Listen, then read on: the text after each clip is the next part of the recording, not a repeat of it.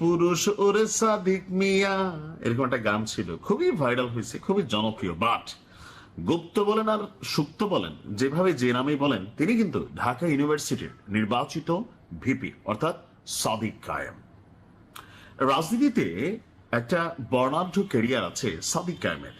তার উপরে আমার একটা ভিডিও করা আছে যে কিভাবে পাহাড়ের প্রত্যন্ত অঞ্চল থেকে ধাপে ধাপে ট্রেন হয়ে মানুষের সাথে কিভাবে মিশতে হয়, ট্রেন্ড হয়ে কিভাবে নেতৃত্ব দিতে হয়, ট্রেন্ড হয়ে কিভাবে গুপ্তসুপ্ত, আপনারা যে যে ভাষা ওনাকে নিয়ে ট্রল করেন ওইটাও করতে হয়, ট্রেন্ড হয়ে দিন শেষে নিজেকে আনভেইল করেছিলাম জুলাই আগস্টের ঘটনার পর।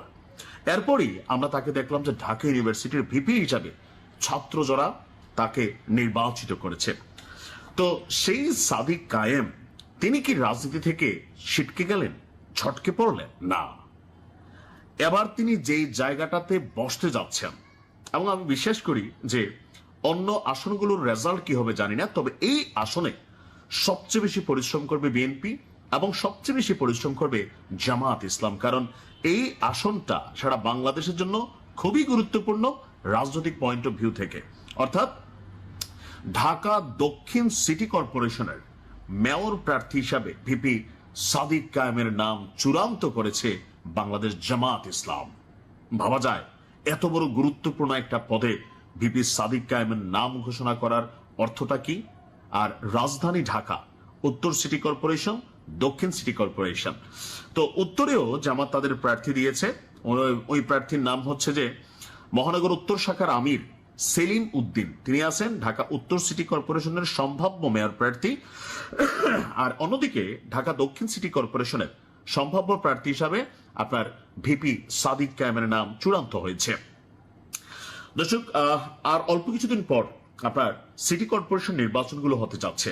আর এই সিটি কর্পোরেশন নির্বাচনে বিএনপি জামাত মরিয়া হয়ে এই আসনগুলোতে জয় পাওয়ার জন্য চেষ্টা করবে। কারণ ঢাকা এই যে একটা এলাকার এমপি হইতে পারে, কিন্তু ঢাকা দক্ষিণ সিটি এখানে অনেকগুলো এমপির খেলা আছে, ঢাকা উত্তর সিটি অনেকগুলো এমপির খেলা আছে।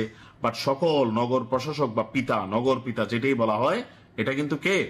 আপনার এই সিটি কর্পোরেশনের যিনি মেয়র থাকবেন।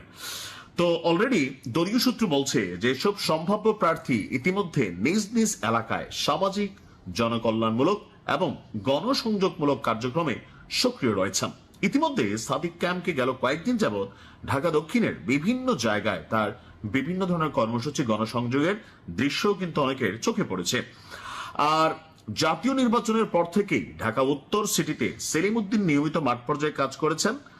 আর একইভাবে ঢাকা দক্ষিণে সাদিক কায়েম এবং বিভিন্ন সামাজিক ও জনসম্পৃক্ত কর্মসূচিতে তিনি অংশ নিয়েছেন।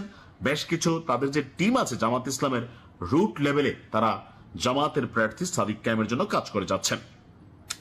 আর রাজশাহী, সিলেট, ময়মনসিংহ, কুমিল্লা, নবগঠিত বগুড়া সিটি কর্পোরেশনের সম্ভাব্য মেয়র প্রার্থী এখনো চূড়ান্ত হয়নি। তো সিটি কর্পোরেশন নয়, বাংলাদেশের 331টি পৌরসভা, অধিকাংশ উপজেলা এবং ইউনিয়ন পরিষদের চেয়ারম্যান সদস্য পদেও সম্ভাব্য প্রার্থী বাছাইয়ের কাজ আপনার ইতিমধ্যেই শুরু করে দিয়েছে জামাত। এটা জামাতের একটা পলিটিক্যাল অ্যাডভান্টেজ যে বিএনপি বা আওয়ামী লীগের মধ্যে হয় কি, ঠিক নির্বাচনের এক সপ্তাহ আগেও মানুষ ঠিক মতো জানে না যে কে প্রার্থী হবে। একটা দলীয় লবিং হয়, টাকা পয়সারও একটু খেলাধুলা থাকে, কর্মীরা বিভক্ত থাকে, কে কোন ভাইয়ের পোস্টার ছাপাবে এটা নিয়ে টেনশন থাকে। কিন্তু জামাত তাদের প্রার্থীকে আগে উন্মুক্ত করে দেয়, আনভেইল করে দেয় এই কারণেই যে আমাদের প্রার্থী এইটাই, তোমরা এটার জন্য কাজ করবে। তো আপনার কি মনে হয় যে ভিপি সাদিক কায়েমের বিপরীতে ঢাকা দক্ষিণে আসলে বিএনপির হেভিওয়েট প্রার্থী হিসাবে কে আছেন যিনি সাদিক কায়েমকে ডিফিট করতে পারে? যদিও সরকার বিএনপির, বাট সাদিক কায়েম তার একটা খেলা তো আছে। এখন দেখা যাক বিএনপি আসনটাতে কাকে প্রতিনিধি করেন, কারণ ইশরাক তো অলরেডি প্রতিমন্ত্রী পর্যায়ে আছে। তা আমি এখন আইডিয়া করতে পারছি না, দেখা যাক কি হয়।